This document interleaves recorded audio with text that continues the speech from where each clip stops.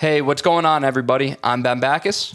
And I'm Kevin Paulin, and welcome to the Falling Up Podcast, where we have conversations about turning obstacles into opportunities. And on today's episode, we have the pleasure of having Mr. Christopher Warnes join us. Chris is a combat veteran and a recipient of a Purple Heart. In addition, he's a serial entrepreneur. He started numerous businesses, all aimed to help individuals win, whether it's physically, spiritually, emotionally. His most recent business, Warrior Consulting. He also just released a book this week called Dominate Your Day. Without further ado, welcome to the Falling Up Podcast.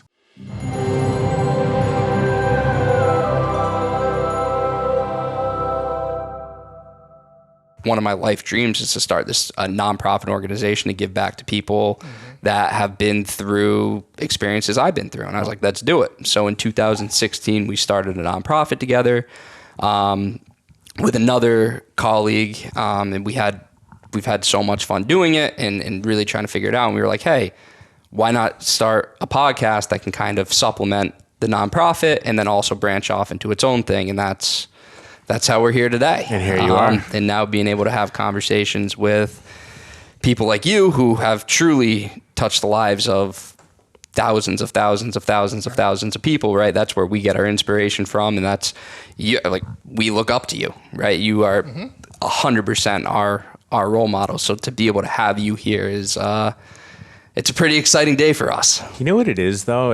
I'll tell you what I've found, right? We're all on the same journey, right? It's just we're all at different points on the journey. Like I'm getting into my late 30s. I started in my mid 20s. You know what I mean? Like it's just like one day at a time. And then eventually you take some ground. Sometimes you lose some ground. You take some more ground, maybe take a side step. But if you just keep going, eventually everything just like materializes and like manifests, if you believe in that sort of language. Oh, absolutely. You know, and it really, like, no one's better than anybody else. We're all just normal people. We just have this selfless calling to help others. And when you do it purely selflessly, like having a nonprofit, like building a show to literally try to help people, or help people just whatever in your day to day, like, you know, let people out in traffic or hold the door or well, literally, I still do this. I'll stop if I see an old lady on the crosswalk, put on my my distress signal. I don't care what people think. Yeah, I don't care. Absolutely. I'm going to go get her and we're going to walk you across the road. You're a 90-year-old woman, whatever, you're 80, you're 100, who cares? Respect and selfless respect, right? So it just like, my goal is to affect millions. I've done the thousands, tens, somewhere in that range, you know, but giving back and selflessly doing it, we're all on the same journey. It's just, where are you on the journey? Right. And I think a part of it is, and this is the way it's been explained to me from guys above me, when you are around other people that are on the same journey, you extend your hand down and you help them along. Right? Just like I told you, the 100K millionaires that are all fake, you kick them back down. No, you stay down. No, I'm not helping you. But people that are selfless about it and are helping others, you help them move up the ladder, right? And it's like paying it forward at Starbucks, just on the journey, right? Because you guys might be here and I might be here, but I could tell you about the difference between this. Right? Does that make sense? Yes. All this. So how did you come? Because when the individuals I've talked to in life who truly have wealth in the global sense of wealth, right? Yeah. Not just monetary, but truly live based on those principles. How did you come to that? How did you find that kind of like a cheat code of being selfless and giving back to gain? How did you come? Yeah, I mean, I could answer that in like 30 minutes. I mean, it depends on how long you want me to go on that. But I think the fundamental piece is I did it all wrong. You know, like this is where I like dump the life story on you if you guys want that. I'm ready. Oh, okay. That's exactly what I want. Yeah. You know what I mean? Like I grew up in Guilford. You know, you guys are familiar with Brantford. Guilford's a very wealthy town. I mean, it's like people have fuck you money. Like old My family has been here since the 1600s. We're filthy rich. You know what I mean? Oh yeah. And my friends had islands. Like we would party on their islands, and I'm sure a lot of guilt people are listening to this, but the point is, and what I'm getting at is we were wealthy. And then my father got sick with cancer and he couldn't work. He was just done. Like the chemo was like, but that was in the early 90s. So all of a sudden it wasn't Chris, like you only get, I was a 3-sport athlete, like all the BS, like varsity as a freshman. But the point that I'm getting at is just because I played sports and I went to school, I still had to pick up the slack at home. We had a wood burning stove. I had to split wood. I'm talking 7 years old. I'm throwing like an axe and like a maul, trying to break wood, stack wood, bring the wood in. It's snowing. There's no such thing as snow blowers yet. It's the early 90s. Yeah. Go shovel the driveway, Chris. Like, well, by myself? Like, what? Yeah, I know the feeling. We had an acre of grass. It's like, Chris, go cut the lawn. Well, I want to play with my friends. The grass needs to be cut. You want to eat tonight? You want to eat your food? Well, I'm like an athlete. Of course I want to eat. It's go cut the grass. So long story short, I think what ended up happening was I got really pissed off as a kid, like really pissed off. I got arrested, I want to say 3 times. I could be wrong, either 2 to 4, 3 times before 18. I would just go around beating the shit out of people, like straight up. That's just, I was pissed off. I was mad. I was really mad. Like my father was dying in front of my eyes. My family was broke. We're in this wealthy town. I like food stamps. I live in Guilford. I'm going to the church to pick up food. Like kids find out and they make fun of you at school because you get free lunch. You know how it is. Yeah. Like you get made fun of and you're like, man, fuck these people. I'm going to kick the shit out of them. Yeah. And so I did. But that's not the point. The point is I got really angry and I think I turned cynical and I got really, really mad and I failed out of college after trying out of high school. I mean, I barely graduated high school, but fundamentally, I ended up in the military and, the military was a great experience overall. However, the path that I chose in the military was literally to be in combat. And at that time, we were at war with Afghanistan and Iraq. Most people don't realize they were 2 separate wars. I'm not going to go down the rabbit hole of what we just watched about Afghanistan a few months ago. However, that war was going on for 20 years. I don't know. Actually, I'll just say one thing about Afghanistan. I did the research with Paola, actually. Afghanistan has only been conquered one time ever in its history, in the 1300s, by modern-day Uzbekistan, which is right next door. Everybody has tried to conquer Afghanistan. One has in the 5 millennia it's been around. It's like almost unconquerable. Like you can't conquer Afghanistan. You just can't. We're talking like everyone's tried to conquer, like Napoleon, Attila the Hun in China, like serious dudes, including Americans. But that's not the point. The military exacerbated my anger, turned me into literally a weapon. I didn't cook food in the military. Chris, this is a machine gun. This is how you use it. Chris, this is how you kick down doors. This is how you do it. Oh, by the way, now you're going to Iraq. And at that time, being in the role of what's called infantry, many people will say they were infantry because a lot of jobs, specifically Marines, by the way, and if you guys are Marines listening, mad respect. However, all of you that say you're riflemen, great. However, if you're not a grunt, you're not a grunt. There's a huge difference between someone who says they were attached to the infantry and someone who actually was in the infantry, like myself.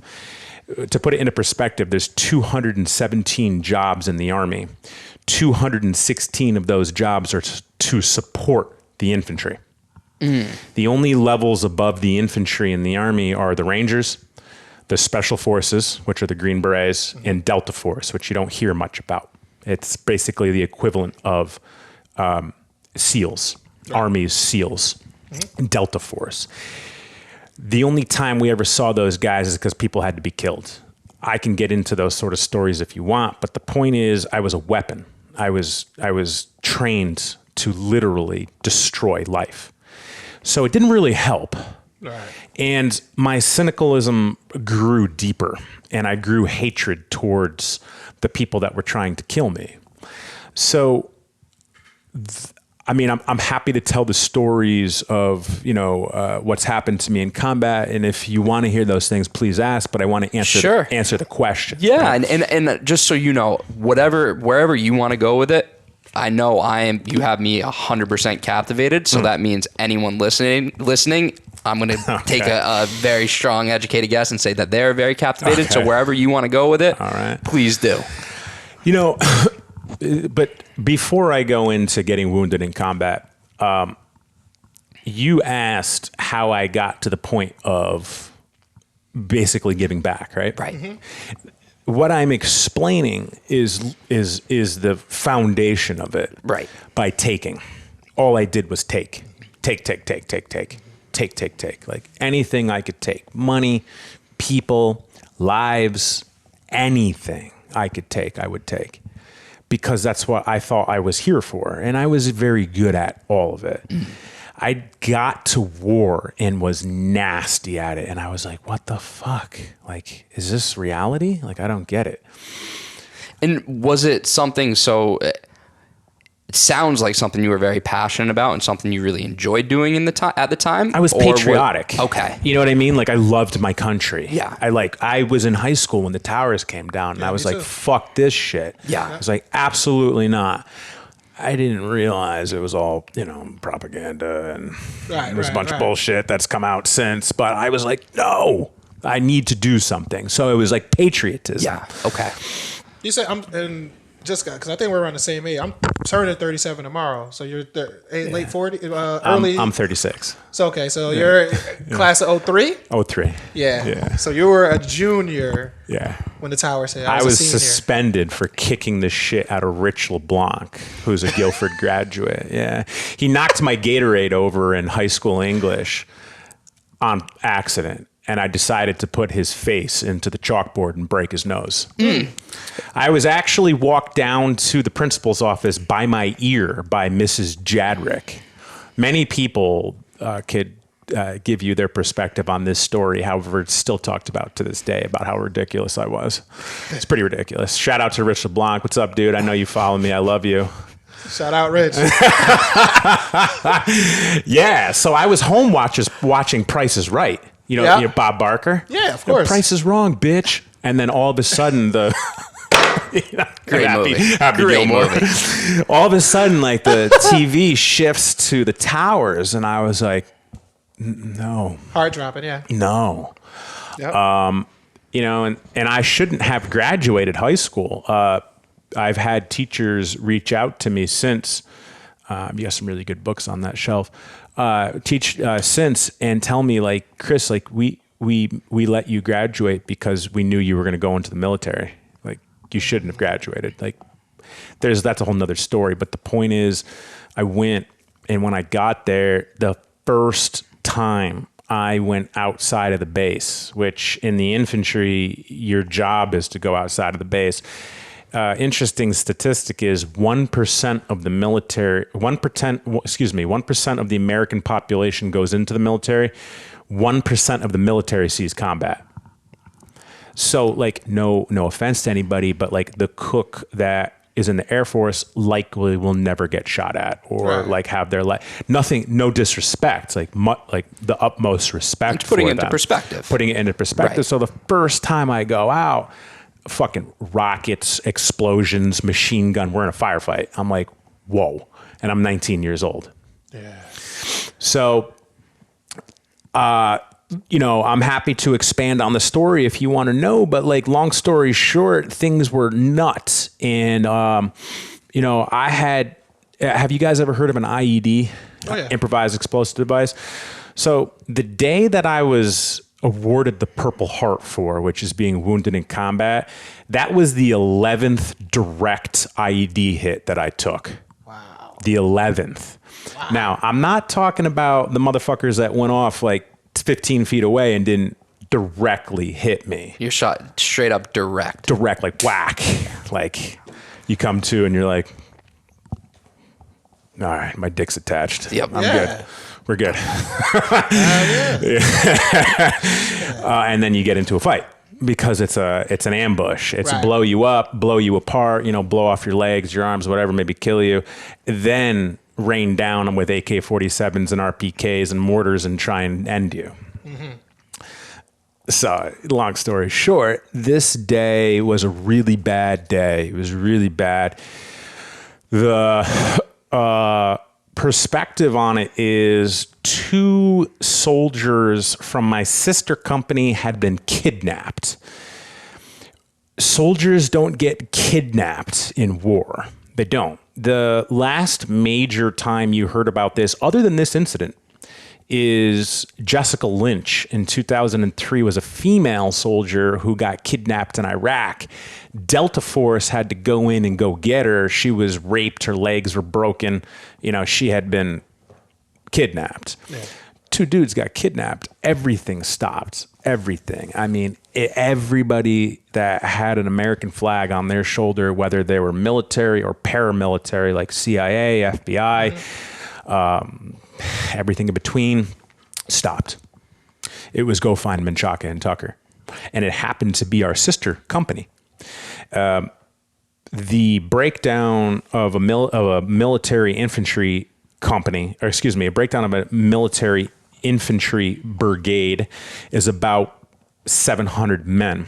It's Alpha Company, Bravo Company, Charlie Company, which was me, Delta Company, and basically admin. They're all line platoons. They're all weapons, every single man. All right. There's several brigades. Excuse me. There's several battalions to a brigade. There's several brigades to a division. Right. My division was the 101st Airborne, which is arguably the most prestigious division to ever walk this earth. They're known for like Band of Brothers in World War II. You guys have probably seen like some things with a Screaming Eagle patch on the side of men's shoulders. It's very, very recognizable, very scary to the opposing forces, and very prestigious. Long story short, in Bravo Company, our sister company, I was Charlie, Menchaca and Tucker got kidnapped alive. That shit doesn't happen. So the whole country stopped and we were out looking for Menchaca and Tucker, and there was this Russian power plant in our area of operation, say Brantford, right? Say there was like a Russian property in Brantford. Well, you couldn't go there because it was Russian. It was by the order of George Bush, no fly zone. You do not go to the Russian power plant. It is Russian property. But it had been abandoned. Russia in the 80s tried to build Afghanistan, tried to build Iraq because of the weed in Afghanistan, oil in Iraq. Yeah, the assets. Yeah. Russia failed in both conflicts. China now, as you guys probably know, is cahoots with the Taliban in Afghanistan and getting that fucking kush and everything else. It's fucking crazy. They're there, right? They flew into Kabul like less than a month later after all that bullshit happened. So when America left out, China flew in? China said, get out. I don't know if you guys know these things. China was like, Biden, out. We left. That's not the point, though, right? Yeah, I mean, I do these things on my show. I like research all this shit, and I'm like, fuck, kidding me? And it's all factual. You just have to look for it, right. Because you guys know at this point, like Facebook, Google, like they kind of hide shit. It's like, do they? No, they don't. Really? It's like, oh, we know who you are. We are not going to let you see this. For real, censorship. The Russian power plant is where all the motherfuckers that we were fighting, that was their base. They knew we couldn't go in there. At the time, I was fighting these dudes called the Jaish Mahdi. The Jaish Mahdi was a heavily Saudi funded Sunni extremist group. Their name now, does anyone know? ISIS. Ah, okay. Same motherfuckers, different name. Same people. Okay. The guy in charge was this dude named Muqtada al-Sadr. He was the dude showing you videos, getting like cutting people's heads off and like, you know, all that stuff. Like when YouTube first came out in like 2008 or 2005 when this was happening, like YouTube had just come out. Right. But anyways, the mission comes down. They're like, all right, we're going to the power plant. And I was like, oh, fuck. All right, whatever. Like, let's go get Menchaca and Tucker. And my platoon was driving up the driveway. The driveway was called Route Caveman. Route Caveman was the driveway to the base, and it was a platoon mission, so there was 5 gun trucks. 1, 2, 3, 4, 5. Front gun truck, front gunner on the 50 cal is Christopher Warren's. For some reason, every boss that I had was like, I want Warren's as the gunner. And I was like, damn it, why do I have to be so good at this shit? But I was arguably the best, and I could say that. Yeah. I was the best. And that's the reason why I was in the front gun truck, right? Because I knew what the fuck was going on. You're the only person outside of the truck. You're in the gun turret. And if you don't know what a gun turret is, it's like standing up in your sunroof. Yeah, you got the wind in your face, you could smell everything and so on and so forth. And it was hot. It was like 130 degrees, but we were driving down the road and I smelt this distinct smell of human death. Human death. You guys go down the road, you smell like dead animals? Yeah. Different death smell. Different. Human death smell is like, but you know how you smell death and you're like, oh, that's death. Human death is like a little different. Yeah. You start puking and shit. And I tell my boss, I'm like, yo, stop the truck. I smell death. Like, stop. So the boss, gets on the radio, and we had the big bosses, like the big bosses, like basically paying attention to what's going on with drones above us and everything. And the order was keep moving. Usually we would get out, we would go look around, probably get into a gunfight. At that very moment when we had to push forward, fortunately I was still down inside the truck because I had to come down. The boss sits in the passenger seat, the driver, and then there's people in the back. So I'm like talking to the boss. I'm like, yo, stop. And he's like, all right, keep going. I was still in the gun truck. I wasn't actually standing. And it was just whack. And it was the biggest fucking whack I had ever felt. And I was conscious while we were flipping through the air, the truck. And we're talking a military grade, up armored military truck, barrel rolling in the air. We're talking 20,000 pounds, like armor this thick everywhere. So I remember seeing the sky and then seeing the ground and seeing the sky, seeing the ground. And I was like, we're flipping. The only thing that saved all of our lives that day was the South African Army had given a whole bunch of South African mines clearing vehicles to the United States Army because we were getting blown apart by bombs underneath us. Up-armored Humvees don't have armor underneath. Tanks don't have armor underneath. The Iraqis learned how to blow you up from underneath from us teaching the Afghanis how to blow up the fucking Russians in the 80s from underneath. Got you. Circle back around. This is how you kill Americans. Right. So we had these trucks that had a V'd hull. They weren't flat, like a boat. Yep. So when the explosion hit, it would just go like this, not blow you apart. So the engine came off, and we landed about 70 feet away. The hole in the road was so big, it cut the whole road off. So imagine Montouise with a 15-foot wide by 9-foot deep hole in the road. Yeah, it's hard to imagine. That's a crater. It was a crater. Later, the explosive ordnance disposal, EOD, would estimate a 250-pound aerial bomb was buried under the road, which is approximately the size of your car. So I like come to and I'm like, fuck. Oh, God. Reached down, my dick was attached. I was like, all right, we're good. Dick check. We're good. I didn't know I had metal sticking out of my face. I had some metal sticking out of my back. I got a big old hole in my back. The reason why I wear a beard is because I got a scar in my face. And I was like, man. So I made sure everyone was good. Everyone was alive. And I was like, wow. I was like, boys, we got to go. Like, we got to get the fuck out.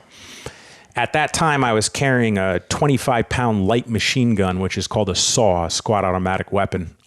You guys might be familiar with it, like from video games or maybe. Yeah. So it has a cyclic rate of 1,000 rounds a minute. So you can pull the trigger and it shoots 1,000 rounds in 1 minute. So I pull my SAW and I rack it and I'm like, all right, we're about to get into it. Long story short, I was in shock. Like, a fight ensued, and I got medevaced. We got medevaced off the battlefield, and that was June 18th, 2006. I stayed on that tour, finished that tour, was given the Purple Heart on July 4th, 2006. Came home after that tour, got a whole bunch of rank, went back to Iraq for tour 2 as a leader, as a sergeant, and then separated out. And the reason why I'm kind of fast forwarding is because I want to answer your question, which I still haven't answered. And that's why I say I'm long winded. Like it takes me a half hour to answer your question. I like it. You sure? I love it. Yeah, It's more, if you're good with it, that's what we're all about. And feel free to ask follow-up questions, but I'm an open book. But the point is, after I got out, I was like, all right, I don't know what to do. Like, I didn't want to stay in. They offered me a whole bunch of money to stay in and give me the next rank above, but I was already working in the rank above's position. I just wasn't being paid for 2 years. I'm like, I don't fucking care. Got out, I started going to Gateway in New Haven, and I started studying like exercise science and nutrition and business and such, and I basically became a personal trainer. And I was still very like angry and cynical, but I started to like want to help people.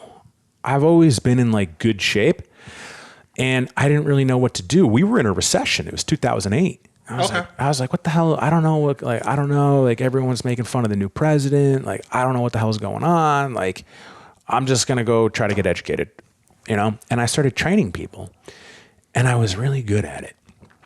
And, that was 2008. So that was 13 years ago.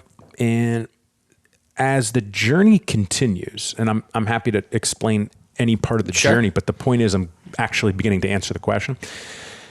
I had taken for the first 24 years of my life, and I was tired of it. I was like, I don't want to take anymore. I want to give. And my first way of giving was through physical fitness and helping people become healthier. And that's where it all started with the giving. And still to this day, I actively look for opportunities to where I'm not taking. I don't want to take. It's very hard for me not to take responsibility for a problem, or not to admit fault in a mistake when it's not mine, or not to be incredibly selfless to the point that I lose control. Or, I've gotten better at shit like that, but it's gotten to the point to where I literally sometimes have to look myself in the mirror and be like, no, you're right. Stop trying to take in this situation.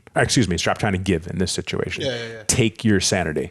Take your peace. Take your life, Take your life in the sense of pick your life, right. not take it. Right.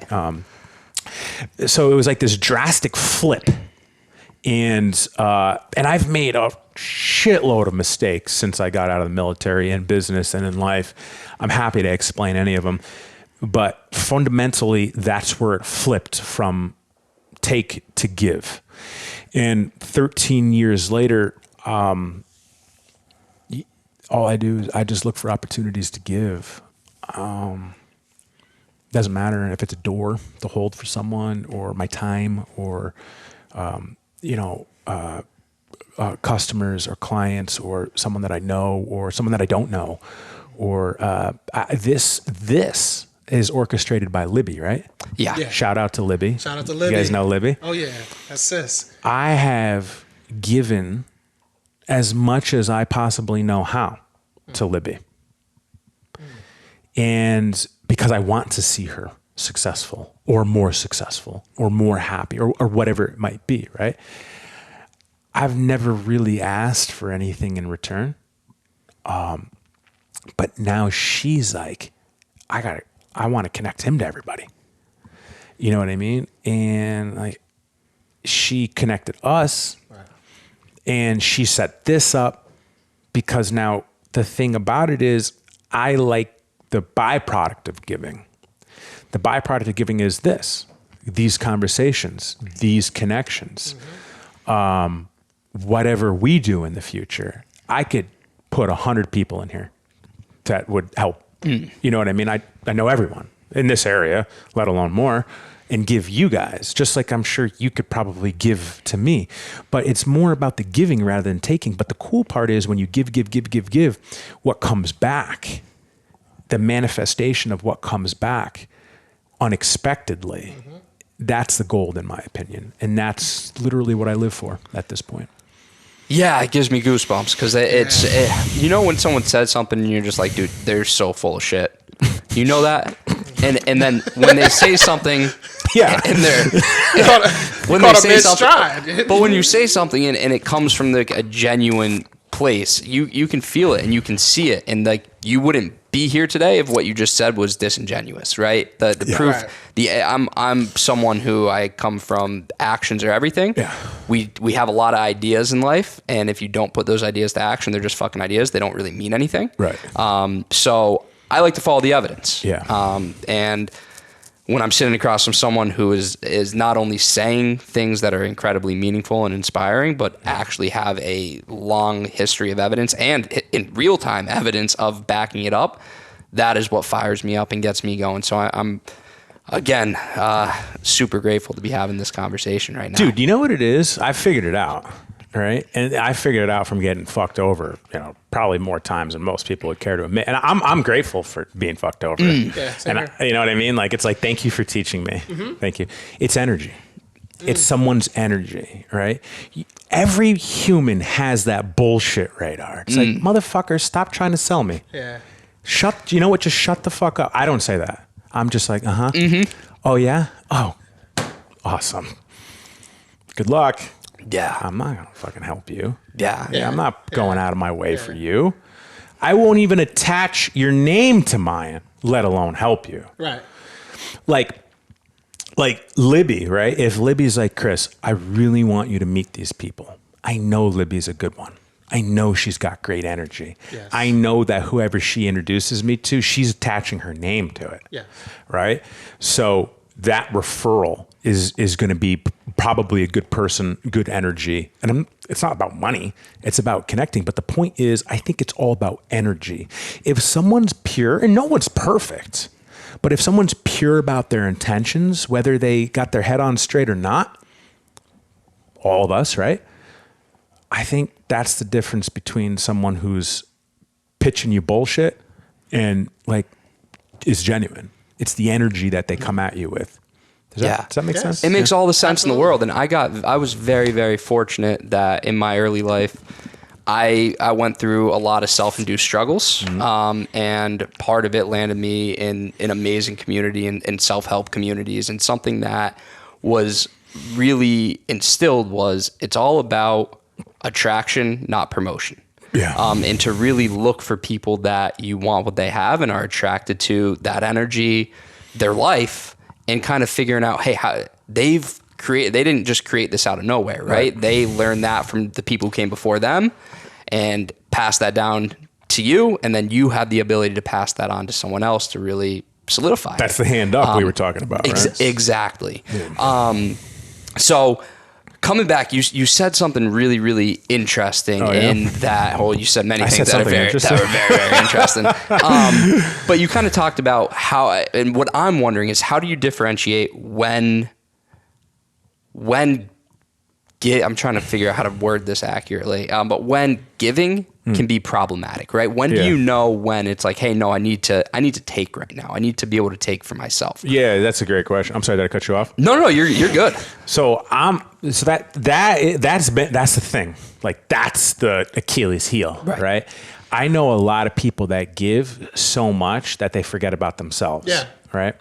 I'm under this is my lens of focus is this is 3/4 full, not, a third empty. Right. Mm-hmm. So my whole thing has been to how to take care of yourself so you could take care of everybody else. Yeah. Because fundamentally, if you don't take care of yourself, are you giving purely and wholly to everybody else? Guys like us that want to help everyone, right? If we're not good, are you giving 100%? To me, I don't do half-ass shit. If I'm going to give, I give and I over-deliver, right? On everything. I at least try to. I mean, if I don't do it, I don't do it. But, most of the time. Powell, do I over-deliver? All the time. No one has been able to get her on a microphone, including me. Oh, really? No one. Yeah. So, yeah, it's because you're Ecuadorian, right? Is that the reason why? Because you're Ecuadorian? No, I just keep them. Okay. All right. I'm probably going to be fired after this when I leave here. She's going to be like, I'm done with you. And that has nothing to do with Ecuadorians for anyone listening. It's an inside joke because she's Colombian, and we love her regardless of ethnicity or anybody else's. We love everybody, and I think I should specify that. Yeah, especially it's an important disclaimer. Yeah, without a doubt. People are sensitive. I love everyone. Like, I'm just like, okay, you're good. You're a good one. Cool. I don't care what your preference, your race, your whatever, your gender, you're a good one. Fantastic. And I should specify that. So if I upset anyone, I mean that in the sense that we love Paola. We're just making fun of her. And the point that I'm getting at is taking care of yourself, right? Okay. All right. So what I've come up with from studying greats, all right, and you got greats on that shelf. Oh yeah, you got Dale Carnegie up there. Yeah, that's my boy. I don't know him, but it's one of my favorites. Right there. I mean, How to Win Friends and Influence People. Well, if you guys are listening and have not read that book, is that the digital age version you have, the blue one? I'm honestly not. So this is actually Carol Frankenberger's office. Oh, I wish I could take credit for all of that. Is that your mom? That's my mom. Yeah. Oh, what's up, mom? But that is one of the most. And we actually on our last podcast we talked about kind of in depth about how to win friends and influence people, and talking about the most inspiring books that have shaped our lives. Oh yeah, I've read that a dozen times. Yeah, it's a cheat code, and there's an audio version on YouTube that is free. And I love just having that on repeat, because it actually, so much of life is awareness, right? And how do we bring things to it? If I can see it, I can do it. And to have those constant reminders, and I love listening to things regularly, because that really solidifies it for me, and it also puts it on the tip of my brain, and then I look for it in my day-to-day life, and that's one that is constantly ringing. Hey, Paola, can you remind me? Let's do the book on YouTube for free. Okay. Yeah, let's definitely do that. So if anyone doesn't have the means, I could just send them the YouTube channel. That's incredible. Yeah, let's do that. You're gonna have to deal with me while I read it. Okay. So the point, we're gonna do the audio ourselves in our studio. Nice. Yeah, and that really is the way to do it. And in your voice, you reading it, you created a masterpiece. So, well, some might say so.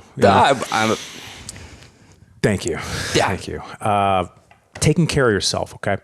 I've learned from the greats that I admire, and there's this common denominator that most greats have. I mean, everybody that I've learned from, and I've spent at this point probably hundreds of thousands of dollars on mentors and coaches and being not just my formal education, which is $350,000, maybe $450,000 for free that I've gotten because I went to the military and got fucking wounded. Right. I went through grad school and as an MBA, as a master's of business administration, it's one of the most expensive grad degrees. Yes. $250,000 just for that degree, not to mention all the other shit I did, but that's not the point.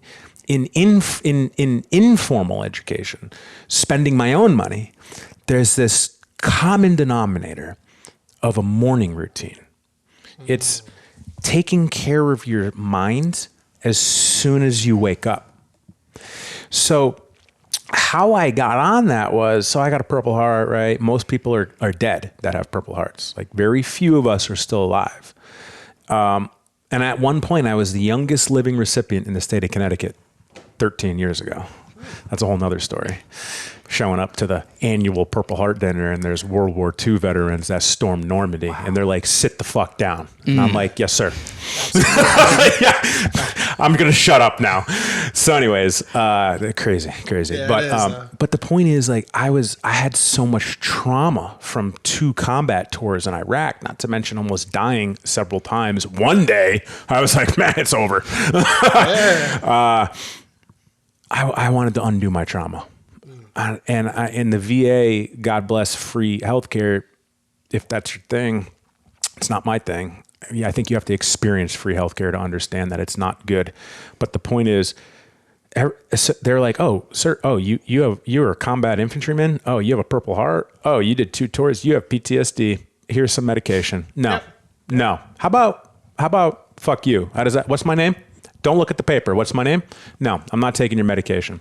So what I did was I really wanted to be successful in life, and what I understood was that the brain can change, and trauma keeps your mind in a specific format, if you will. I'm not formally educated in psychology, but trauma is basically a roadblock in your mind. And when ideas are trying to come through and they hit that roadblock, for instance, combat veterans, 4th of July, fireworks going off, they might freak out, PTSD. Well, now I'm like, all right, let's go light some fucking fireworks off. Like, cool. No one's trying to kill me. Like, I don't think they're guns. But trauma can come from anything, come from breaking your back, could from life experiences, could be rape, could be a car accident, it could be anything, not just combat. PTSD could be anybody can have it. Just veterans tend to generally have it. I was like, all right, well, I want to fix this myself. So all my research concluded that meditation is the answer to change the mind, literally change your mind. So I was like, all right. And I started meditating and I wasn't good at it. And this is almost a decade ago. And then I started like stumbling on other things like gratitude and being grateful and affirmations. And I was like, oh, I got this great morning routine. And I pieced it all together. But the point is, the first hour that I wake up, even this morning, non-negotiable. Doesn't matter if I'm on vacation, which I don't really do vacations, but vacation, traveling, doesn't matter. Sick, don't feel good, morning routine. I can count on one hand how many times I haven't done my morning routine. I think it's safe to say in the past 5 years.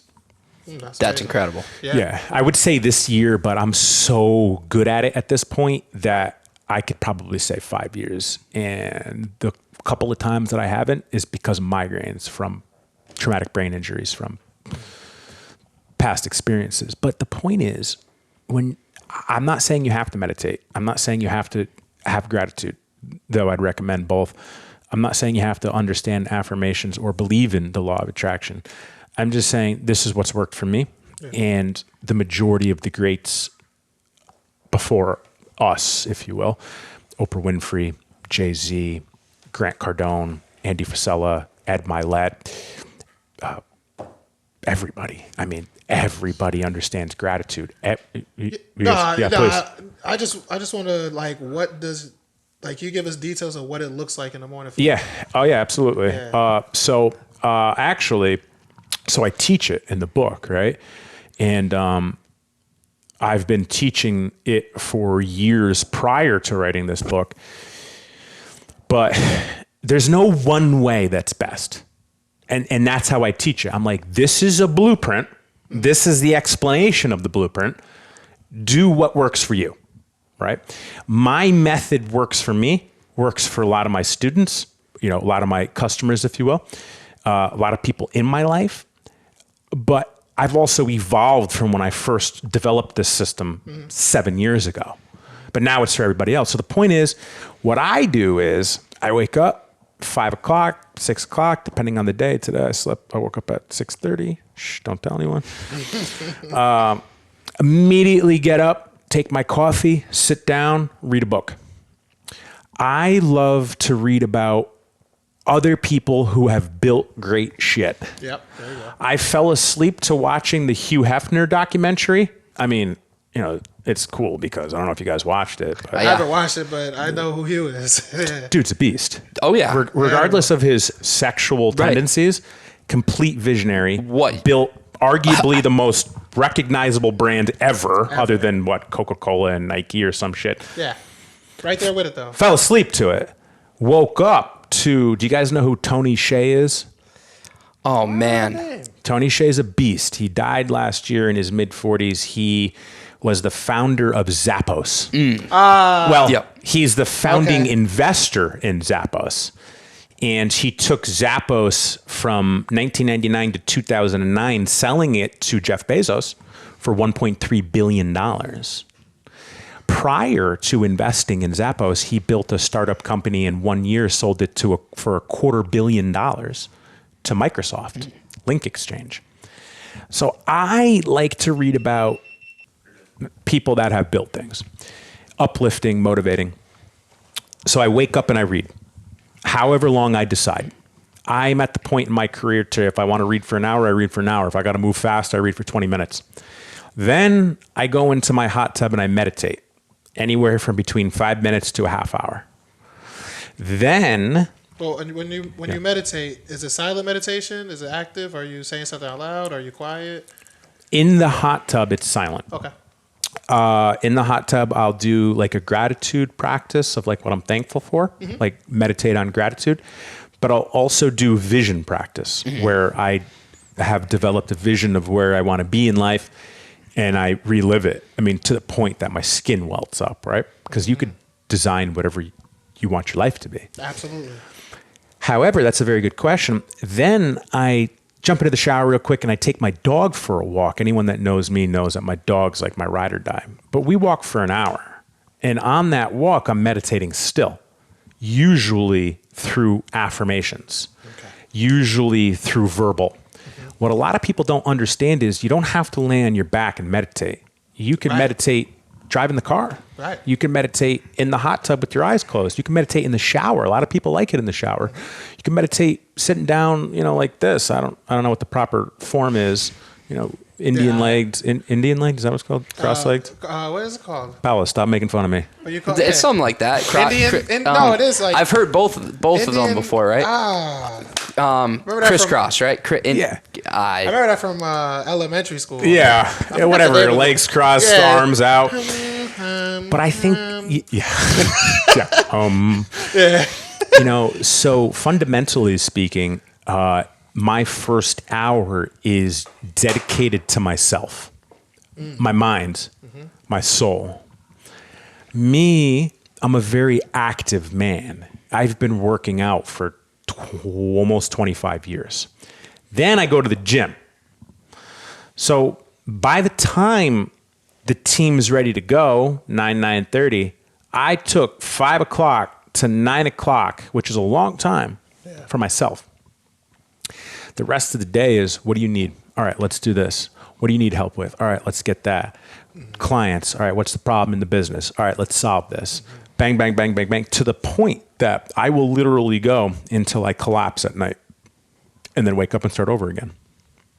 So the answer to your question is, I fundamentally think that it's not selfish, but if you take care of yourself first thing in the morning, whether it's a half hour, an hour, or you have the luxury like me, because you're self-employed and can dictate the hourage, 4 hours of self-care, and then pour from the bottle, if you will, of the water into everybody else's cup and glass and fill them up. But the problem that I see in the people that spin their gears the most is they get out of bed, they turn on the fucking TV, they put bullshit into their mind, or they just run out the door and go to work. That's the worst thing you could possibly do if you're trying to live a successful life. Actually, it's not my fucking opinion. It's fucking factual.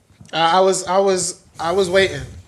I was waiting for that part because I was gonna say that you have evidence. You're pointing out so many greats that have the same or have the morning. I'm not gonna say the same, but have a similar morning routine, and it's working for all these people. Yeah.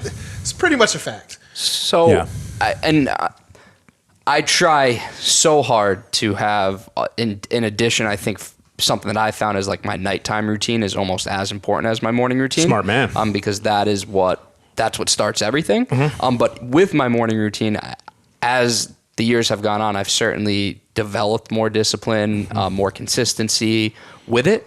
Was it always just like, hey, I'm doing this, there's no ifs, ands, or buts, this is happening? Or was there times where you fell off, not including the last 5 years? Because it sounds like you've been really building this for a long time now. So how did you get to the point now where it's like, hey, there's no excuses, it's nothing, this is second nature, it's just happening? What was that process like to get there? Because that is where I think for so many people listening, it's like, hey, this sounds really great. We're at this I don't mean this literally, but we're at this like finished product where we're doing it and it's just happening, right? Yeah. What was the process to get there? Any advice for people, and like, how do you build that incredible discipline? I think before I answer that question, let's address the elephant in the room. All right. It doesn't matter if you're us or you guys know who Grant Cardone is? No. That's another name it's so incredibly. Doesn't Jay-Z? Yeah. Huh? I know Hov. Yeah. Doesn't matter if it's Jay-Z. Okay. Everybody falls off. Not everyone is. There's no one perfectly disciplined. Oh yeah. Dude. Yeah. All right.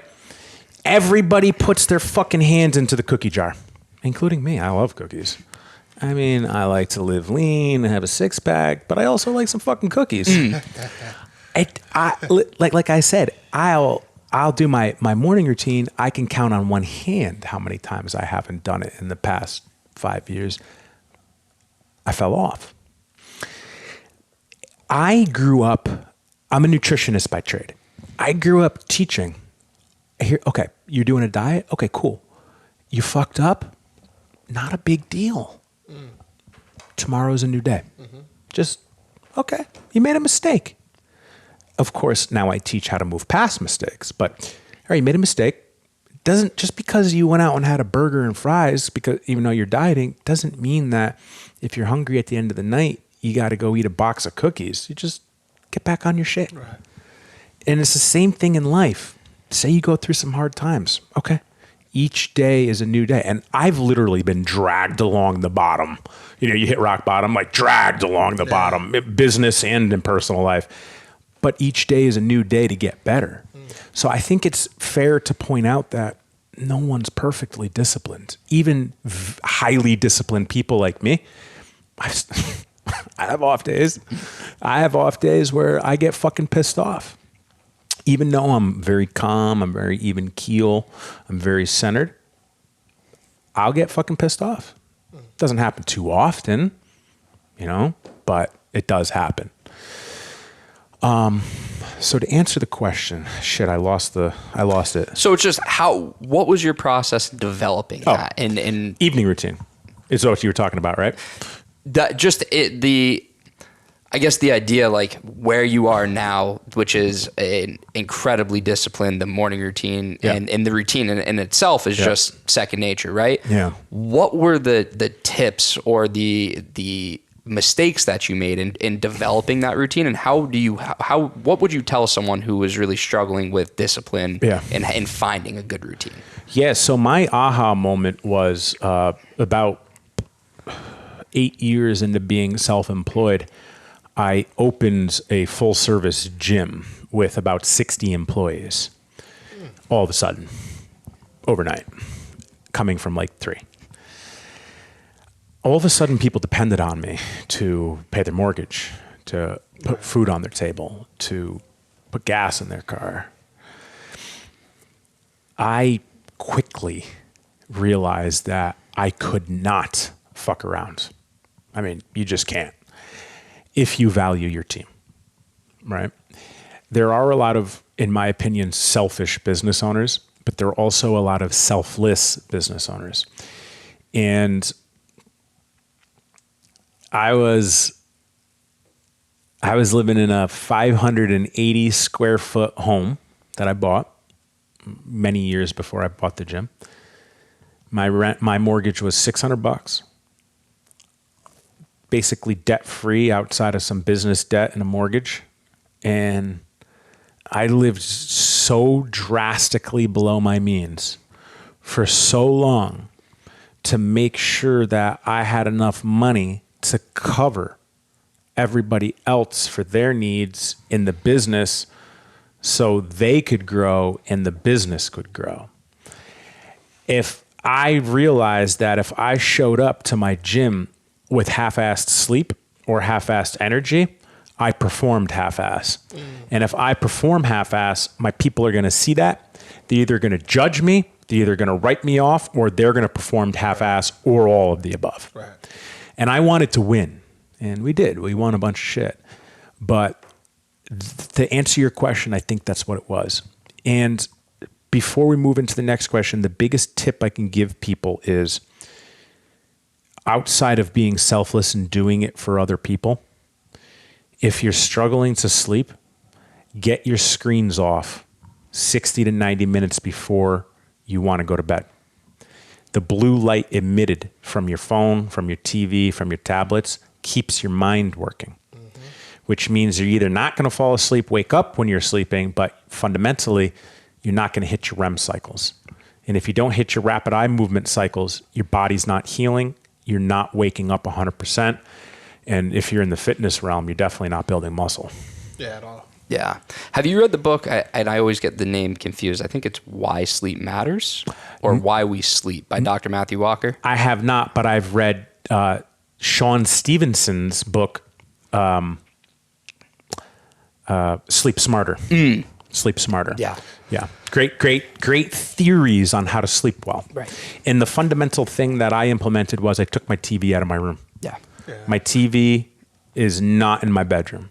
TV is for bedroom's for 2 things: sleep and sex. Yeah. That's it. That's it. That's all. That's not it. eating, not watching TV, not Netflix. Yeah. Right? Makes sense? That is 100% what I practice as well. 100, yeah. Is it? Because the easiest way, for me, I'm a big advocate of working smarter, not harder. Yeah. And limiting opportunity is the easiest way, right? If it's not there, you can't do it. And it's the same thing, whether it's with diet, whether it's with anything that I can struggle with impulsively. If I can just not have it in front of me, the likelihood of me acting on it decreases a lot. So yeah, that's how I try to practice discipline, because it certainly isn't. Then you fuck it up too, right? All the time. Yeah, exactly. And it's not as it's something. And again, when I'm able to have conversations like people of yourself who are quite literally where I want to be, right? Yeah. I want what you have in so many ways, and this is like I'm learning cheat codes today, and I know our guests our listeners are too, and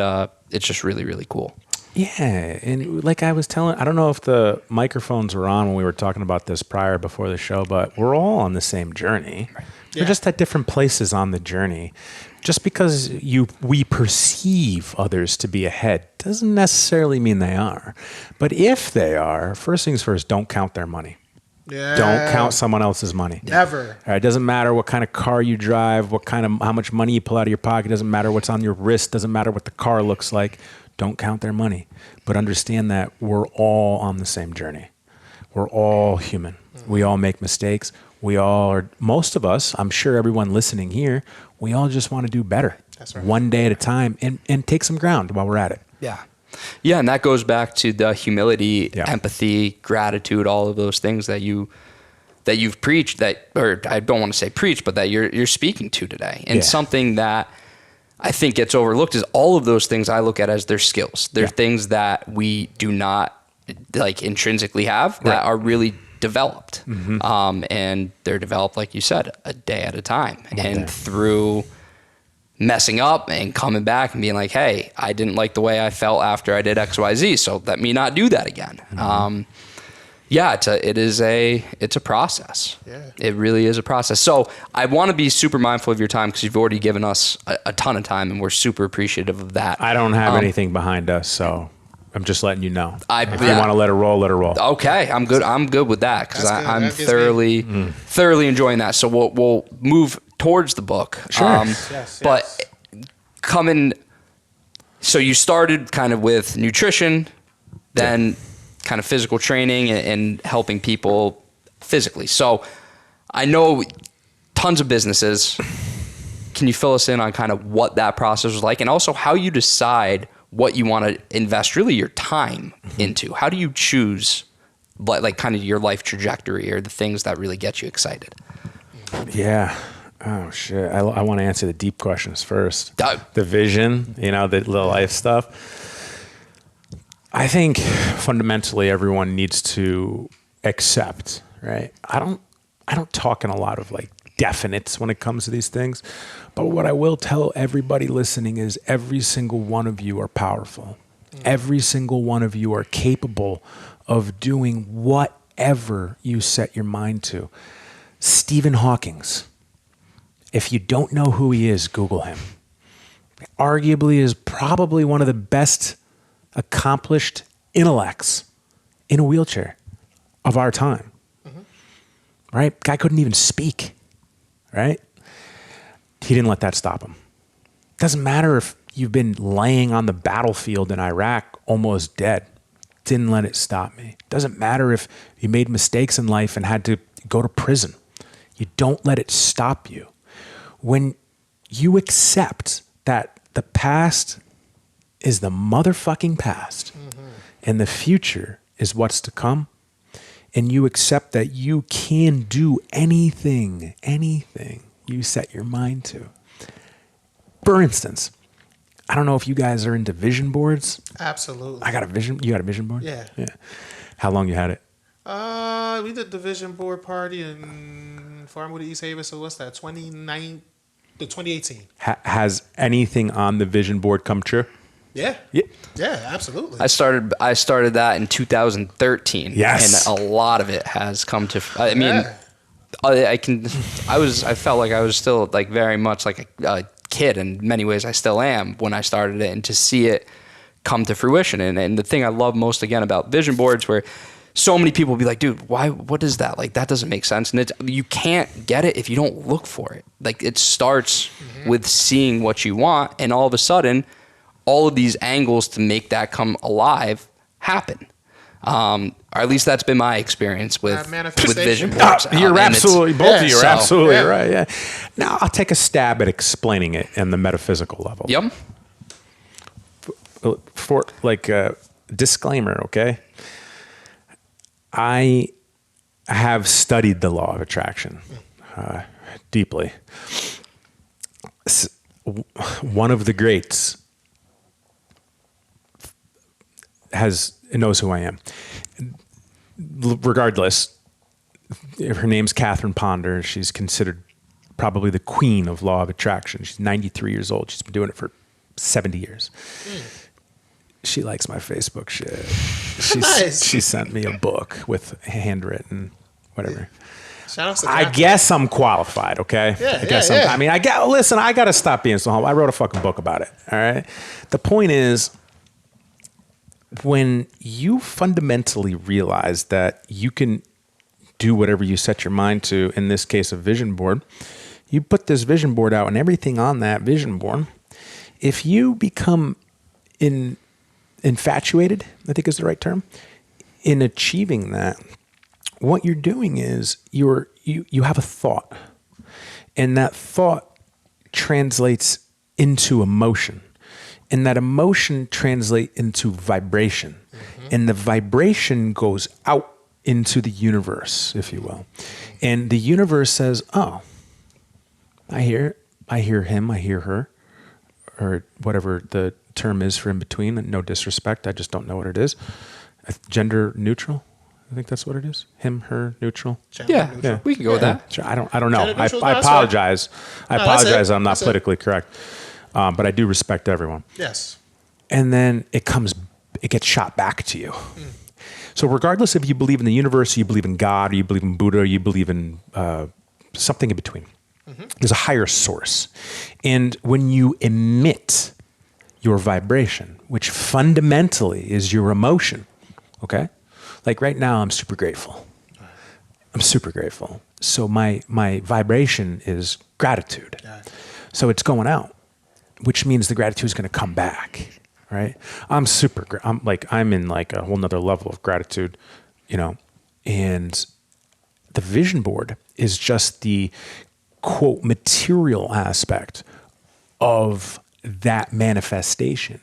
You building a vision board, having the thought, having the emotion, vibration going out, vibration coming back is manifestation, is the principle of law of attraction. You desire something and you set your mind to it. It will come. It might take you fucking 13 years,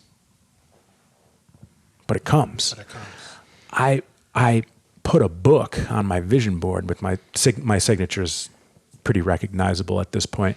It's just my initials with a circle around it, but I put that on there, and here we are.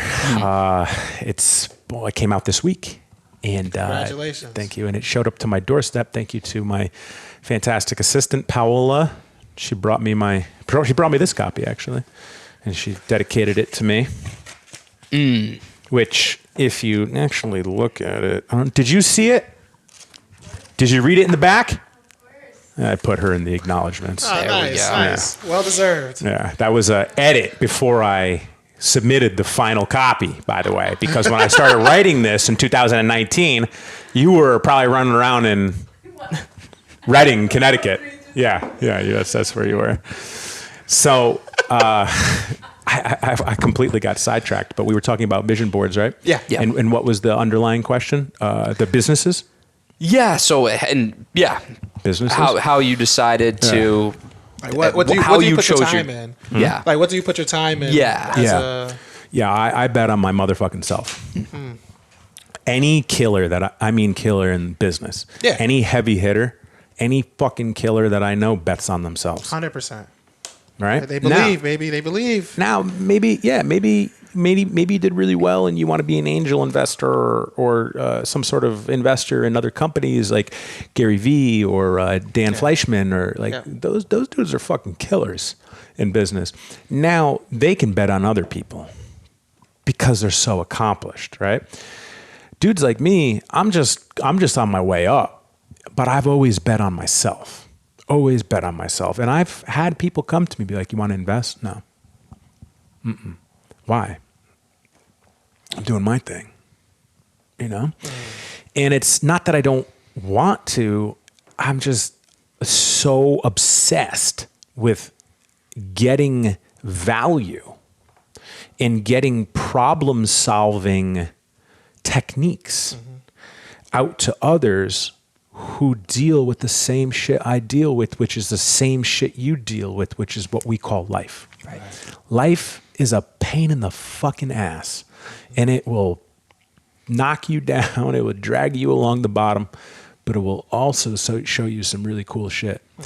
And when you have the tools to be able to attack or deflect or deal with, cope with, I think it makes things a lot easier. And I had to learn the hard way. So when it comes to my time, now as a mentor, as a business consultant in my primary company, now I've gotten myself to the point to where I'm good. I'm still climbing, but I'm good, I can start focusing my time on other people and solving their problems and solving their business problems and helping them with their marriage and so on and so forth. But it took, I opened 2020, 11 years of business before I got to the point to where I was like, all right, I think I'm qualified to start helping other people. These are my credentials. I got my shit under control for the most part. And life also has a very good job at being like, no, you don't have it under control. Right. Let's just pull that rug out from underneath you.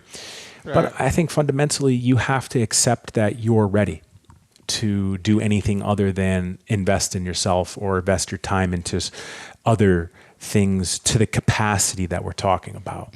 I will still always bet on me because I win, right? I will always bet on myself because I'm a fucking winner.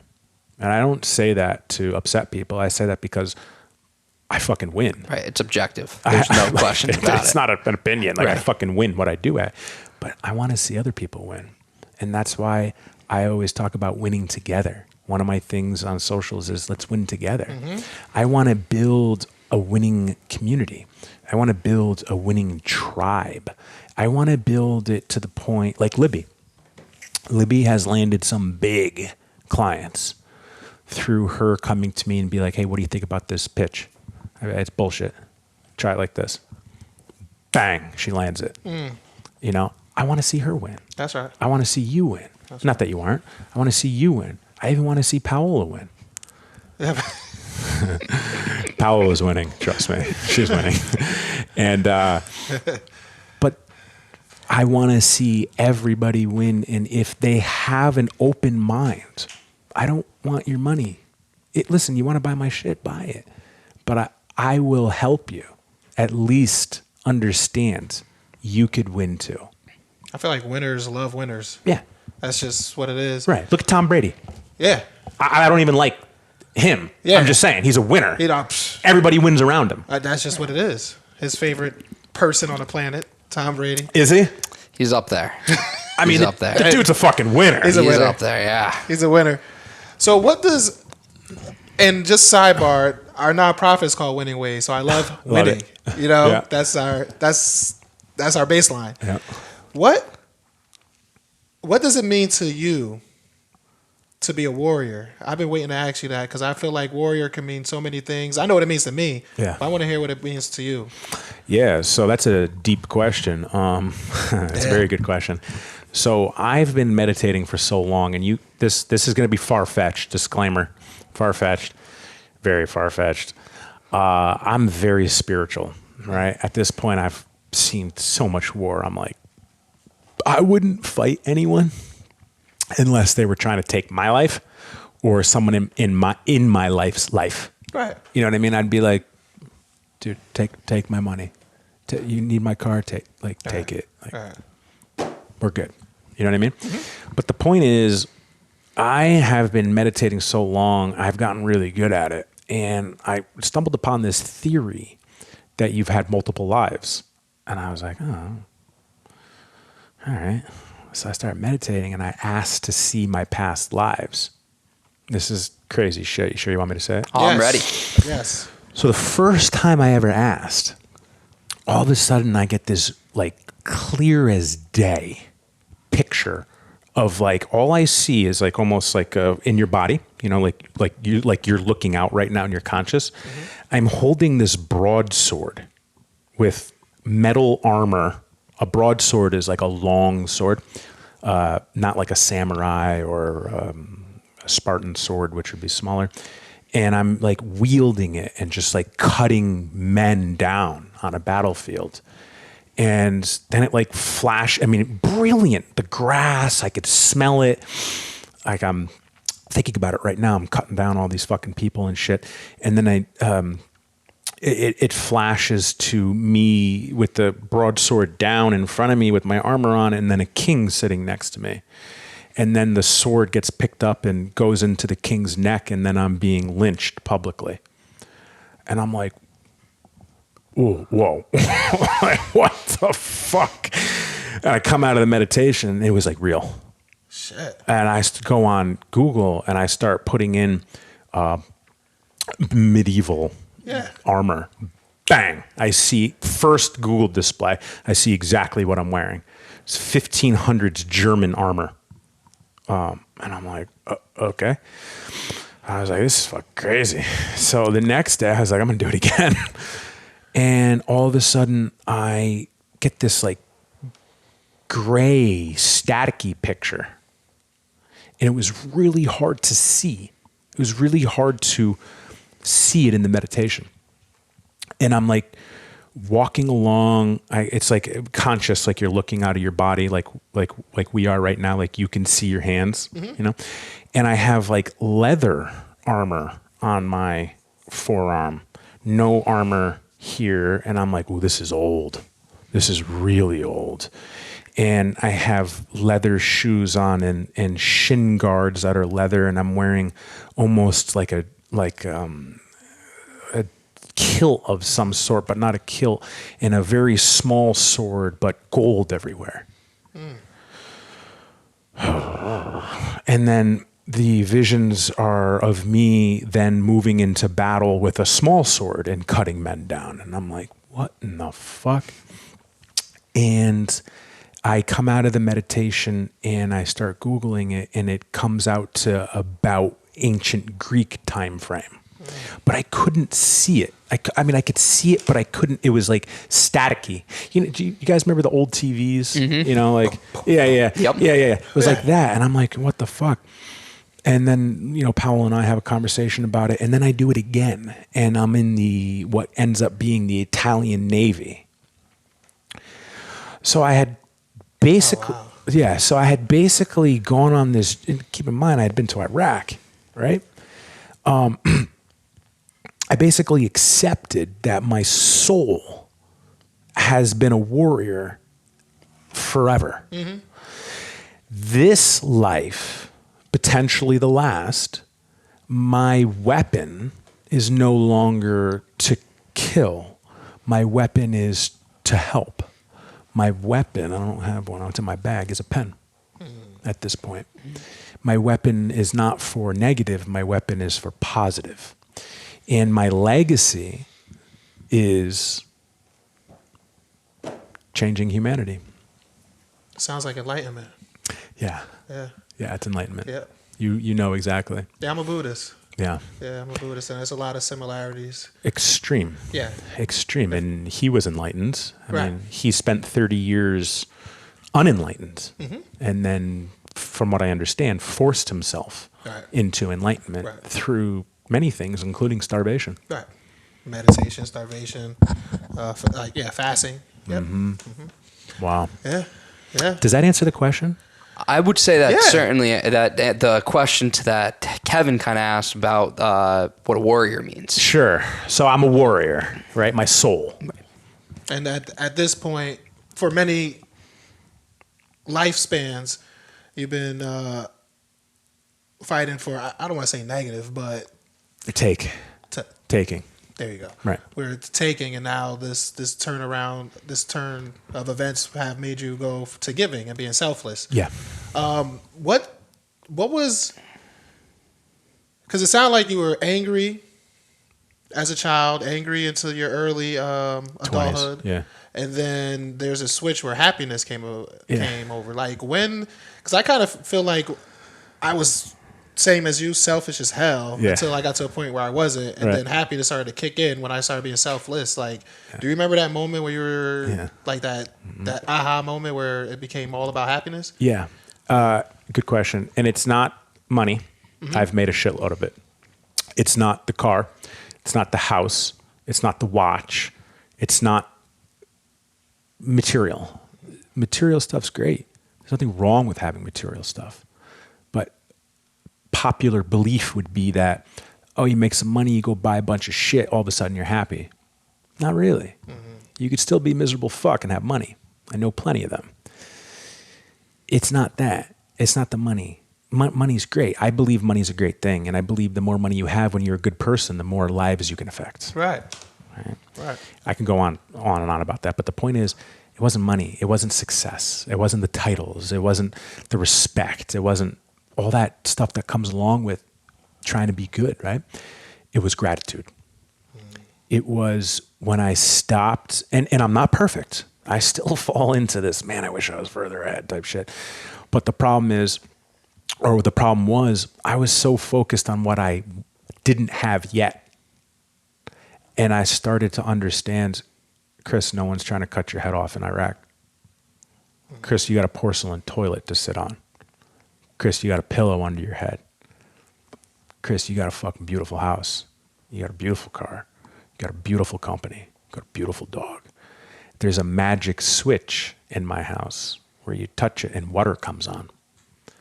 70% of the world doesn't have that. Right. I've lived in it. Right. That's called the magic switch. Yeah. And when I started to really focus my gratitude on what I had, and also threw in some things I wanted, through, being grateful for what I have and grateful for what's to come, I really think that was the switch. And I wouldn't have gotten to that point if I didn't start meditating. So it's about being present. Finally, hey, I'm not living in the past. Yeah, dude. I'm not living in the future and what I don't have. Oh, yeah. I'm right here. Sounds like you know. I work on it. I try. No, it's a battle. It's a moment to moment, day at a time type thing. And that's, you've mentioned the day at a time so many times. And that is, I look at breathing and keeping things a day at a time. It's kind of like my two cheat codes. We were talking last week on the podcast about what's your superpower. And I didn't really know. And I reflected on that a little bit. And I do think just knowing how to breathe and the role that breathing can play in my life and helping me stay centered and helping me not go into my sympathetic nervous system and fight or flight, really remain calm. And then realizing, hey, I'm never going to be able to do what's on my calendar tomorrow, today. So it doesn't fucking matter. Right now, the only thing that matters is having this conversation, and then what comes next comes next. And you guys have been completely present this entire time. Certainly doing our best. Yeah, yeah. And it goes to show, that's like you said it earlier in the show, I look for actions. That's what you said. Yeah. Your actions are matching your words. And I praise you guys for it, because being present, especially in a time where you could pick up your phone and have anything you want to learn, right, is a superpower. For instance, my phone's off. I can care less. I'm focused. Yeah. You guys have an audience. I'm grateful to be here. You guys are present. Everybody behind the scenes is putting in their presence as well. I know everyone watching in the office is locked on, right? And that's what's important. And when you can harness the gratitude for the conversation, for you have is it an ailment? Would it be called, an ailment? I guess you call it whatever you want to call it. I don't It doesn't know. make a difference to me. Yeah, you have a situation. Yeah, people closest to me say I call it being crippled. But you're alive. That's it. You're fucking alive, right? That's right. You've been through some shit. Yeah. But you're fucking alive, and you're here. I'm here. We're on the shoreline of Connecticut. It's Right. one of the wealthiest places in the entire fucking world, right? And we're here trying to help your audience understand that anyone listening, guys, no one's different than us. We're all on the same journey. And when you just fucking calm down for a second and realize that, and listen, I still make this mistake, but when you calm down and you like focus on your breath and you're like, you know what? It is what it is. I will receive what I desire when the time is right. Right? That's it.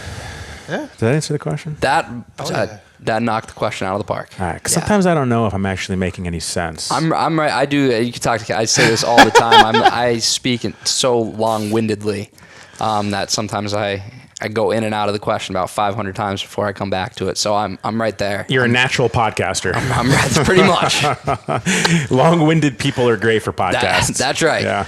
Either super boring with like a few sprinkles of excitement, or sometimes I wouldn't say super boring. I get at lucky all. sometimes, and No. sometimes it works out well. Look at Joe Rogan. Yeah, Dude's long-winded. He's really long-winded, but he's also, a little sprinkle of fucking excitement. Yeah, exactly. Yeah. He's also mastered the craft. He's been doing it for 30 years. But that's it. Yeah. Right. He Yeah. has, and I just, that's when we were talking right before, where it's like, hey, I love adding these new things into my life that I know objectively I'm not very good at, Yeah. but I want to get good Yeah. at, and I Right. want to have that passion, and it does create a sense of purpose and meaning and direction. And going back to the question I'd asked before, which you did just answer very well, in terms of, like, for me, when I try to figure out what I want the next X amount of time to be, or there's only 168 hours in a week, what am I going to spend that time doing? I a lot of times think of, well, one, I have to be able to support my family. Yep. So there's got to be some sort of return there. But also, what am I passionate about? Because I know that's what creates that purpose and that sense of fulfillment, ultimately. Yeah. Have there been projects that you've jumped into that you thought, hey, this was something I really enjoy, and then you realize, wait a minute, no, red flags? And if so, were you able to get out of that? Did you see it through? What was that like? Oh boy, yeah. So I told you guys I opened a gym. All right, so all of a sudden my small business, the gym was still technically a small business. I think if you make under $25 million a year in business, you're small.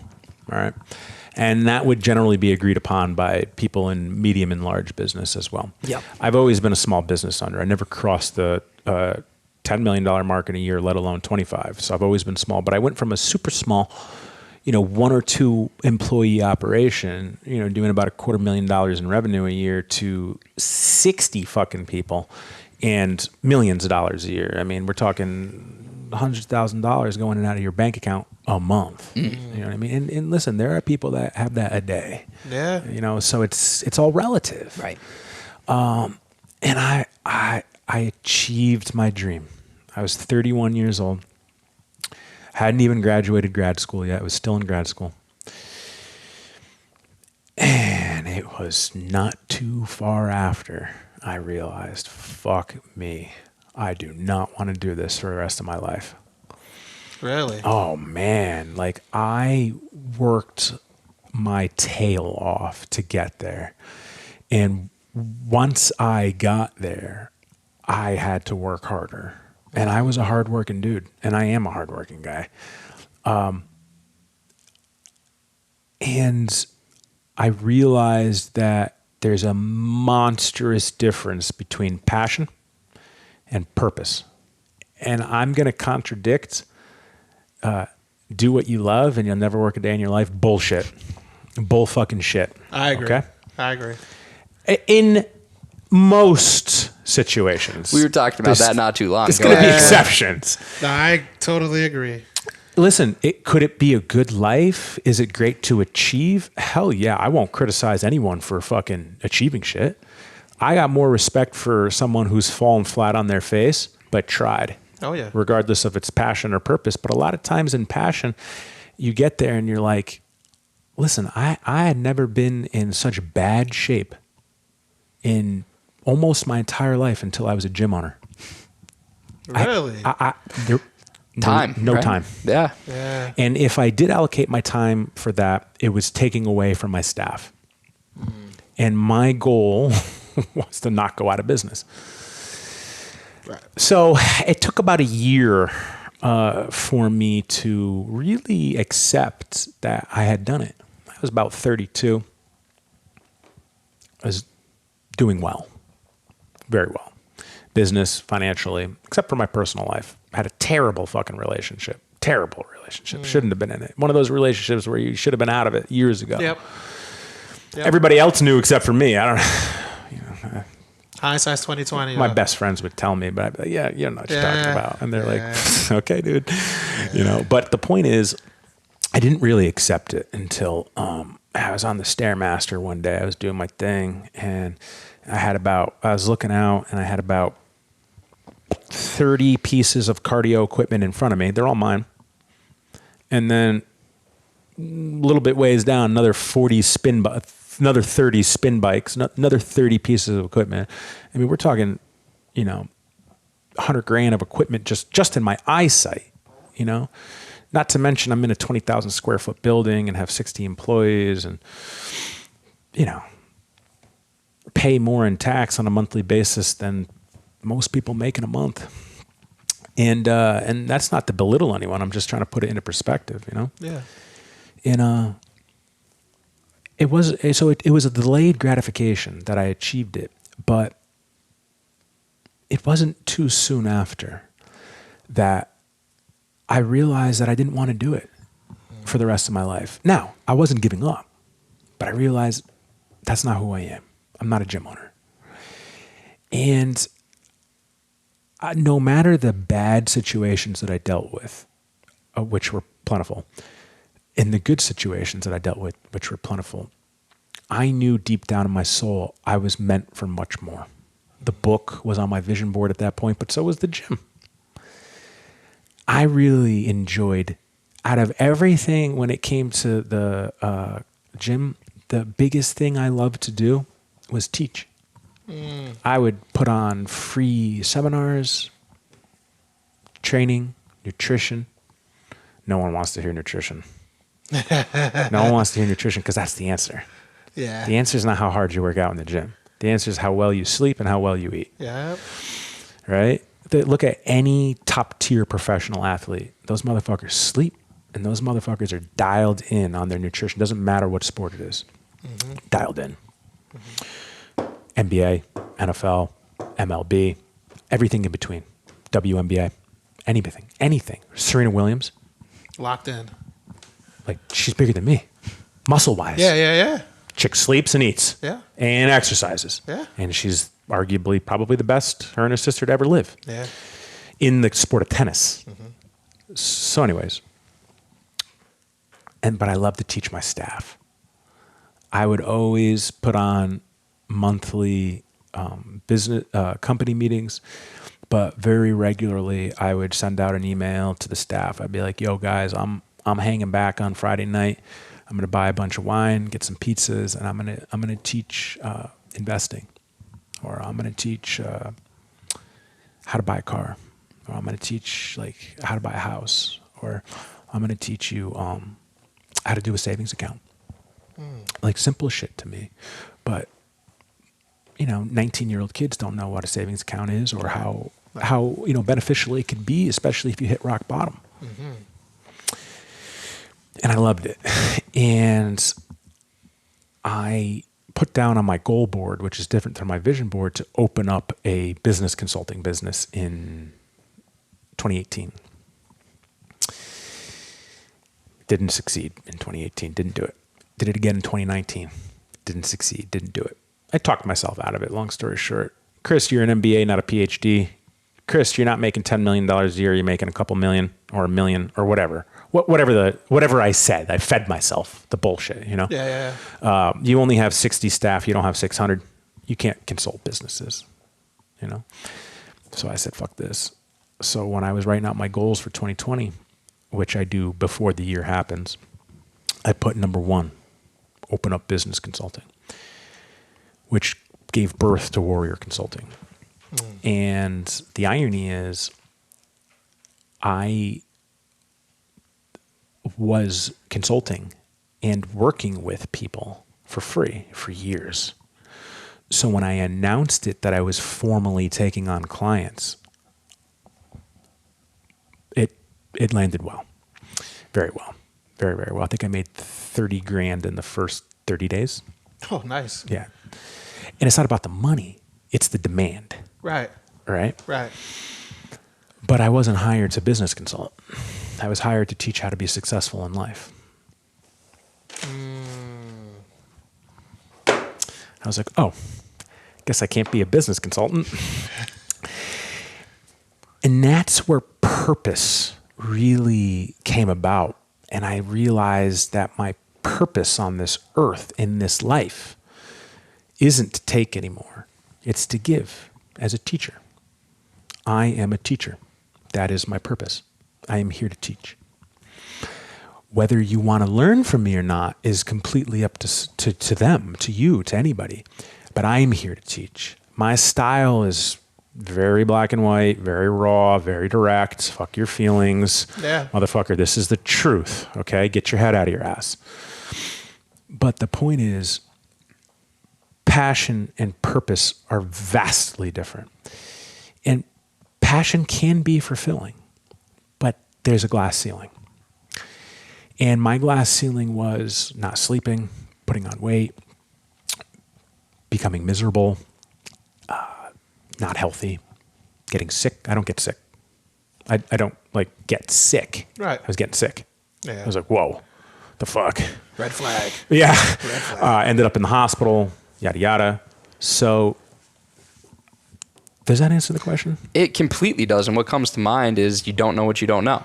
Yeah. Right. And being opened, and that is a lesson that I'm trying to remember daily, and has played out in my life so many times where I think, oh, when I get here, it's going to be awesome. It's going to be so happy. And then I get here and what did I not attend for? Well, I didn't understand the natural consequences of that. It's going to be more responsibility, more time away from probably what I thought it was going to be. Mm-hmm. And then, hey, maybe I'm not tending to my needs as much. Mm-hmm. But the amount of people that get to where they have something on their vision board and they get there. So for you, being this a very successful gym owner where you're making a great living, and how many people don't have the courage or the faith or whatever you want to call it to take that jump into saying, hey, this isn't actually what I thought it was going to be. Mm-hmm. This isn't what I want. How many people just settle for that? Because I don't mean to cut you off. It's not a lack of courage. It's fear.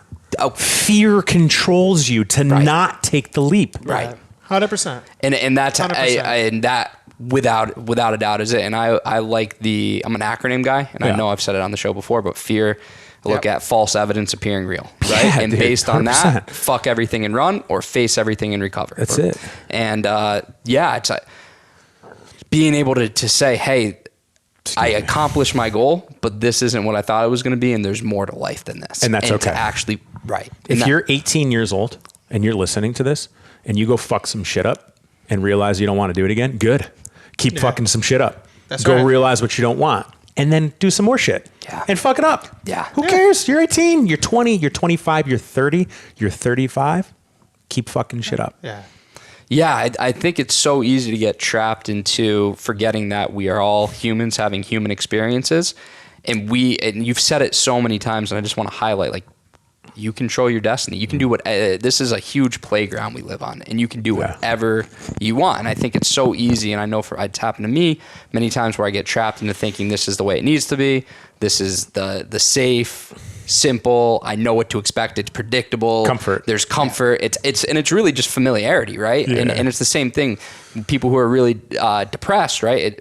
It gets scary when they actually start to feel good, because all of a sudden it's new, right? There's comfort in the discomfort, or familiarity in the discomfort. Even though it sucks, I know what to expect, and we do really good with predictability. But to say what you have done, like, fuck that, I came here, I did this, I want more.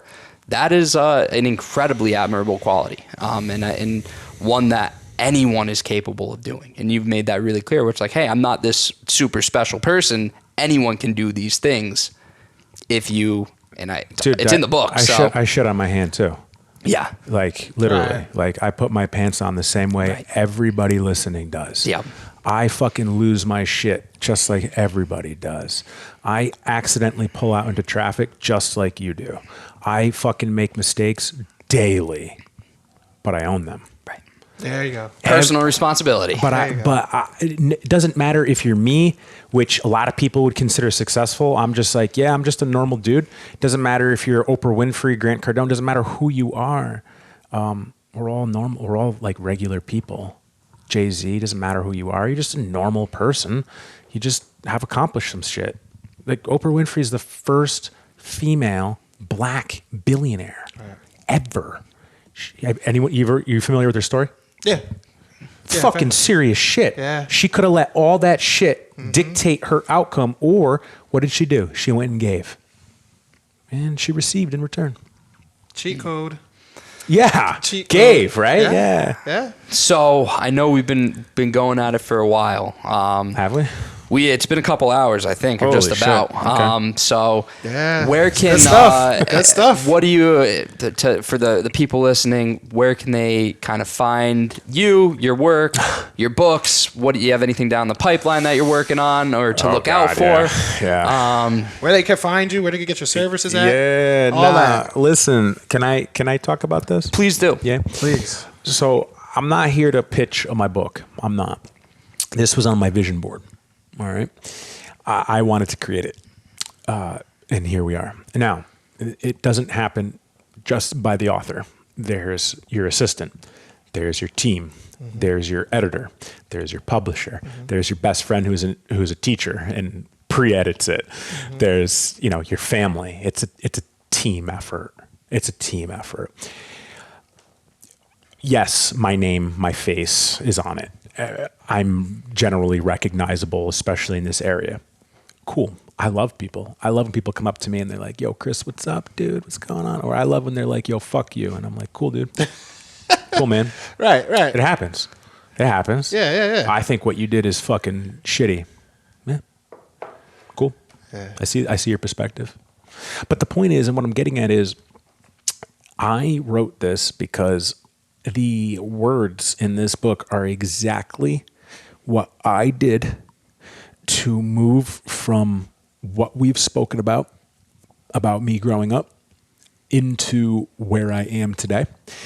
And then interestingly, what I've taught many people who are applying to their life and starting to see the beautiful bounties from taking the time to heal, primarily, including Paola.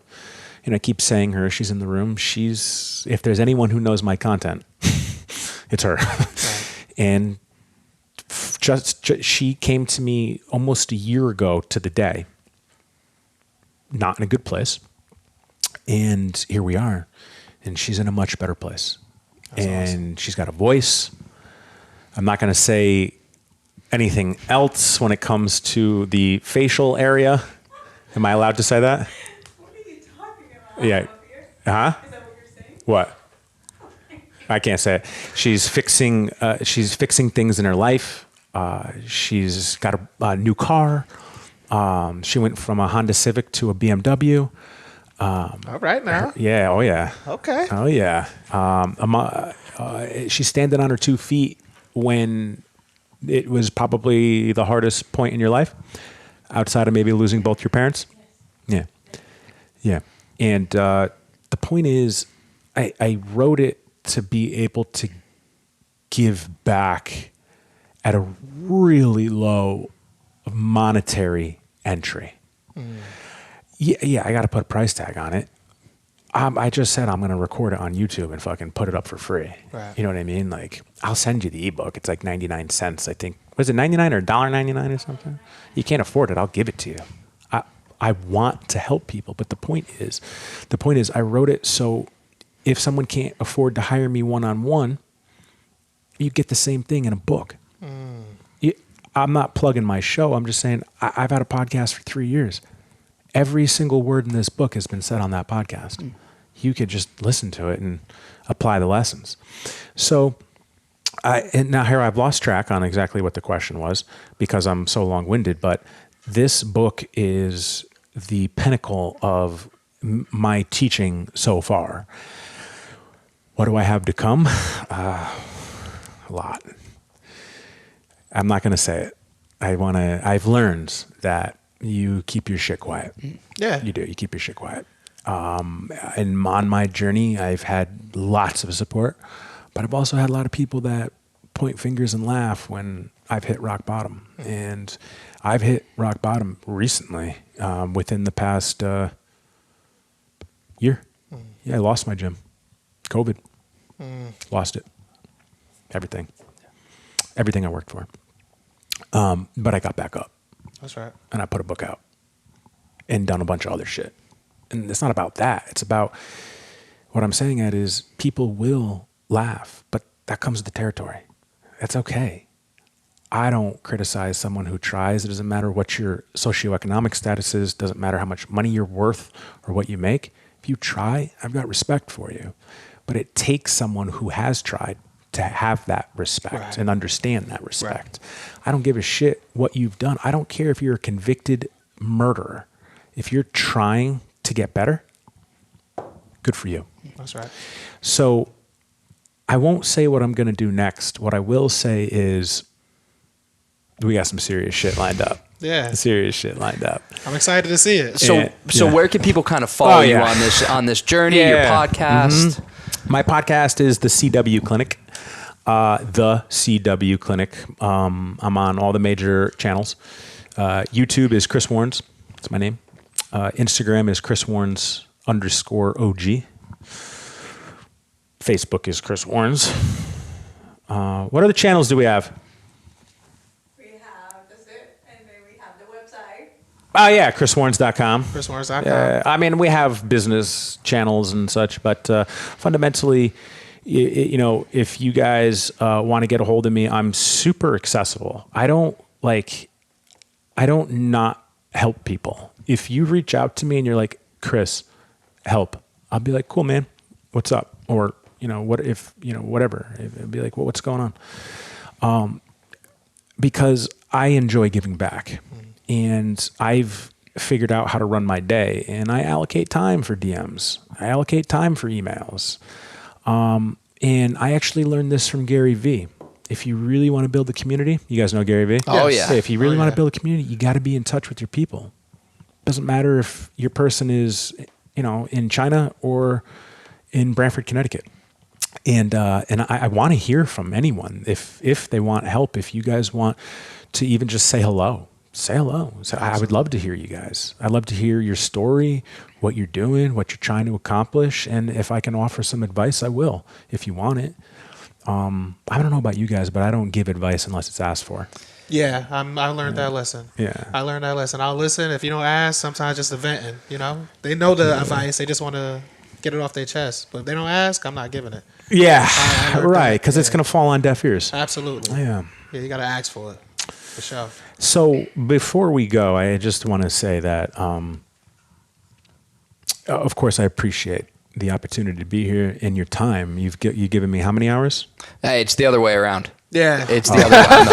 It is. Yeah, we won't be 100% considering yeah. it. Yeah. I appreciate it, but it's the other way around. But I want to show my gratitude, and I want to say that if there is something that I can help you guys with, whether it's whatever, your show, your I was going to say non-compete, but what's it called? Nonprofit. Thank you. It's not a non-compete.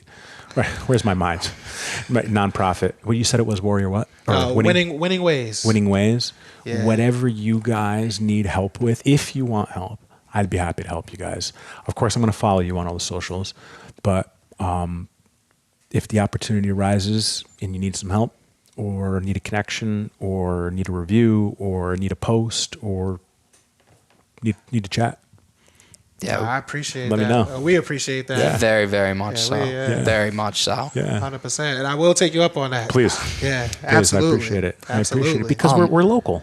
Yeah. We got to help each other. Yes. Yeah. Yes. And where can people find the book?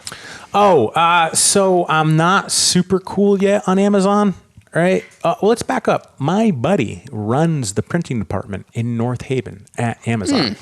So the books are actually published in North Haven, Connecticut, Beautiful. right here, at the Amazon off of 91. yeah. Yeah, they're exit 11 or 12 or something like that. Washington F. Yeah, so Yeah. if you, Yeah. yeah, Washington Ave. exactly. If Washington you Ave, yeah. go on Amazon and order the book, which I'll tell you how to find, once you pay, it's $12.99. Once you pay it, it literally prints on demand for you and is at your door the next day. Nice. Amazon is a whole nother level. Oh, I yeah. didn't even know they But did that. That's yeah, crazy. but the point is, you have to go on the book section of Amazon. You have to pull up the book category because I'm not like Napoleon Hill or Dale Carnegie. So you can't just put in Dominate Your Day and I'll pop up on Amazon. You got to go into the book category of Amazon and be like, Dominate Your Day. And the book will come up. Or you can go to my website, chriswarnes.com, go to the book tab, click the link, and you're good to go. Okay. But fundamentally, if there is anyone who would like a copy that maybe isn't in the position to purchase it, I will have the ebook version soon. I can happily send that out for Kindle, and I will be recording this probably next month for Audible, and I'll throw it up on YouTube to where you guys can just listen to it for free. That's awesome. Yeah. That's Well, awesome. we very, very, very much appreciate your time. Very much appreciate your time. And thank you, everybody, for listening. Followed Up Podcast. Yeah, take it easy, guys. All right.